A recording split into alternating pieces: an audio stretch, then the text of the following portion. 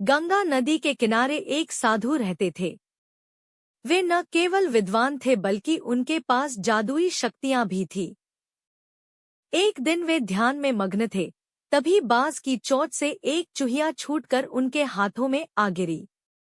उसकी छोटी सी पूंछ व काली चमकीली आंखें थीं।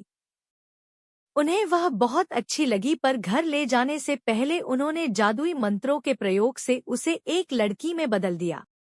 वे उस लड़की को घर ले जाकर पत्नी से बोले, तुम हमेशा से संतान चाहती थी ना, तो लो आज से यही हमारी पुत्री है, इसे पूरी देखभाल व स्नेह से पालो। वे उस लड़की को घर ले जाकर पत्नी से बोले, तुम हमेशा से संतान चाहती थी ना, तो लो आज से यही हमारी पुत्री है, इसे पूरी देखभाल व स्नेह से पालो। साधु ने कहा, मेरी बिटिया का विवाह ऐसे व्यक्ति से होना चाहिए जो सबसे बड़ा हो। मेरे हिसाब से सूर्य ठीक रहेगा। पत्नी ने भी हामी भरी। उन्होंने जादुई मंत्रों के प्रयोग से सूर्य को नीचे बुला लिया। उन्होंने उसे अपनी पुत्री से विवाह करने को कहा, पर पुत्री ने पहले ही न कर दी। वह बोली, पिताजी, यह तो बहुत गर्म है, मैं उससे विवाह करूंगी जो इससे भी बेहतर हो। साधु निराश हो गए। उन्होंने सूर्य से कहा कि वे ही कोई वर सुझाए। सूर्य ने कहा, बादलों के देवता से बड़ा कौन होगा, उनमें तो मेरी किरणों को भी रोकने की शक्ति है। साधु ने बादलों को नीचे बुलाया व अपनी पुत्री से विवाह करने को कहा, पर इस बार फिर पुत्री ने मना कर दिया व बोली, ये तो कितना बदसूरत है, मैं इससे विवाह नहीं कर सकती। साधु ने बादल देवता से कहा कि वही कोई अच्छा वर सुझा दें। वे बोले, पवन देवता ठीक रहेंगे, वे तो मुझे भी अपने फूंक से उड़ा देते हैं। साधु ने पवन देवता को बुलाकर अपनी पुत्री से विवाह करने को कहा।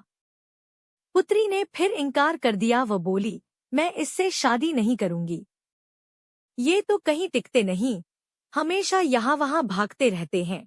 साधु ने पवन देव से पूछा, क्या मेरी पुत्री के लिए ऐसा वर हो सकता है जो आपसे भी बेहतर हो? पवन देव ने कहा कि पर्वत देव मजबूत व ऊंचे हैं, वे मेरा भी रास्ता रोक देते हैं। साधु ने पर्वत देवता से कहा कि वह उसकी पुत्री से विवाह कर ले। पुत्री ने फिर से मना कर दिया व बोली, ये तो बहुत लंबे, सख्त व कठोर हैं, मैं इनसे विवाह नहीं कर सकती। साधु ने पवन देवता को बुलाकर अपनी पुत्री से विवाह करने को कहा। पुत्री ने फिर इनकार कर दिया व बोली, मैं इससे शादी नहीं करूंगी। ये तो कहीं टिकते नहीं, हमेशा यहाँ वहाँ भागते रहते हैं। साधु ने पवन देव से पूछा, क्या मेरी पुत्री के लिए ऐसा वर हो सकता है जो आपसे भी बेहतर हो? पवन देव ने कहा कि पर्वत देव मजबूत व ऊंचे हैं, वे मेरा भी रास्ता रोक देते हैं।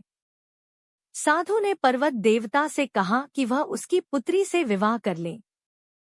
पुत्री ने फिर से मना कर दिया व बोली, ये तो बहुत लंबे, सख्त व कठोर हैं, मैं इनसे विवाह नहीं कर सकती, इनसे भी कोई बेहतर चाहिए।